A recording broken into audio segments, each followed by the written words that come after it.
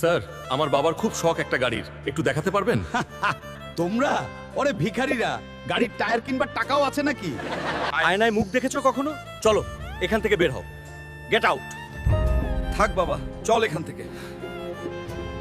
বাবা, আজ আমরা গরিব বলেই স্ট্রেচার ম্যানেজারটা আমাদের কুত্তার মতো বাইর করে দিল। থাক রে বাবা, এইসব কথা ভাবিস না, আল্লাহ বড়, সব ঠিক হইব। না বাবা, ভাববো, কিন্তু আমি তোমাকে কথা দিচ্ছি, একদিন এই অপমানের প্রতিশোধ নেব আমি। মিস্ত্রি দাদা, আমাদের একটু কাজ দিলে হতো। হট! তোমাদের মতো লোকের কাজ এখানে নেই। এখন আমি বড় লোক কিভাবে হব? কেউ তো আমাকে কাজই দেয় না।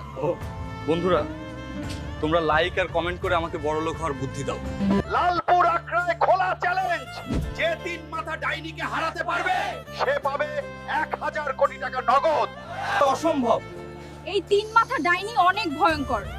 শুনেছি যে যায় একবার সে আর ফিরে আসে না। আমি যাব, আমি ধরে নিয়ে আসবো ওই তিন মাথা ডাইনিকে। শুনে রাখো তোমরা। কোথায় আছিস তুই? বের হয়ে আয়, আজ তোকে ছাড় নাই। মানুষ জাতি আমার কাছে কিছুই না, আজ তোকে মেরেই ফেলবো। তুই যেই হোস না কেন, আমার হাতে তোর শেষ হবে আজকে। বন্ধুরা, জলদি করে চ্যানেলটা সাবস্ক্রাইব করো আর আমাকে সাহস দাও।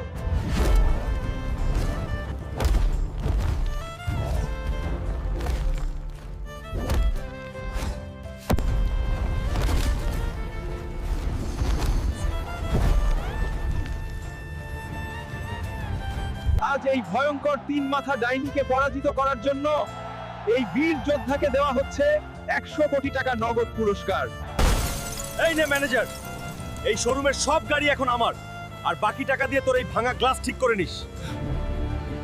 এই দেখো বাবা, তোমার জন্য সবচেয়ে দামি গাড়িটা নিয়ে আসছি। আরে বেটা, তুই তো কামাল করে দিছিস রে।